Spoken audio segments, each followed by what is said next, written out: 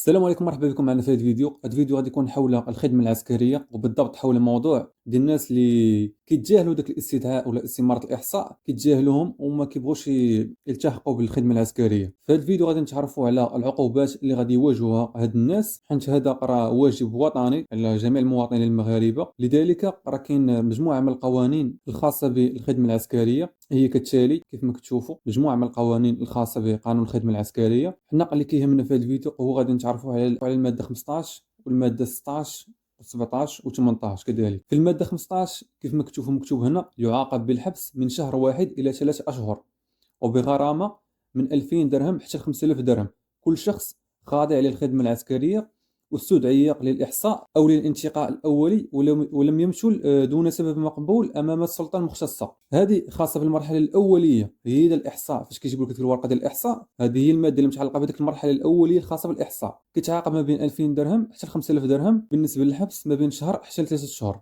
ودابا غادي نتعرفوا على المادة 16. المهم قبل ما ندوز للمادة 16 غنوريكم الاستمارة ديال الإحصاء كيفاش كتكون. هذا هو الشكل ديال استمارة الإحصاء. أي واحد يشهد ورقة راه خاصو يعمرها. هذه كتكون غير مرحلة أولية قبل ما يبدا مرحلة الاستدعاء، حيت في مرحلة الاستدعاء كتجيك واحد البطاقة برتقالية. هذه كيكون فيها التاريخ ديال الالتحاق. مثلا تجي تقول لك نهار 16 خاصك تجي، صافي ديك الساعة راك تعزلتي من هذا الإحصاء. هذا الإحصاء كيكون بحال انتقاء أولي، عاد كيهزوا منه هما الناس اللي باغين كتبصلهم واحد البطاقة برتقالية كيكون فيها التاريخ ديال الالتحاق بالمركز اللي دايرين لك في البطاقة البرتقالية، وتيكون فيها حتى التاريخ اللي غتمشي فيه، وخاصك تمشي في هذاك التاريخ اللي عاطينك والوقت اللي عاطينك. بالنسبه للناس اللي جاتهم هذه البطاقه البرتقاليه ديال الاستدعاء وما مشاوش، شنو غادي يطبق عليهم؟ غادي يطبق عليهم الماده 16 من قانون الخدمه العسكريه، وهي كالتالي: يعاقب بالحبس لمده تتراوح بين شهر واحد وسنه، وبغرامه من 2000 درهم حتى 10000 درهم كل شخص مقيد في لائحه المجندين الذين يشكلون الفوج لم يستجب للامر الفردي او العام لتجنيد. وتطبق نفس العقوبه على كل شخص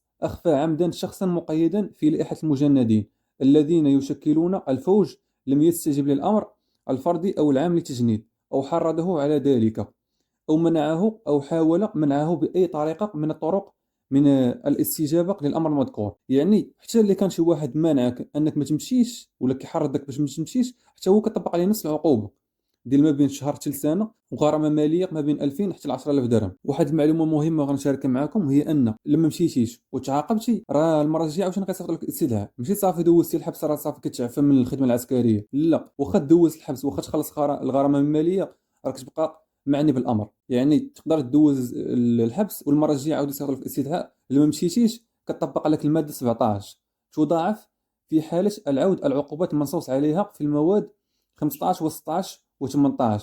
يعني الا صيفط لك الاستدعاء المره الاولى وما مشيتيش وتعاقبتي وعاودوا صيفط لك المره الجايه الاستدعاء، راه كتضاعف ديك العقوبه. ما كتبقاش ما بين شهر وسنه، كتضاعف.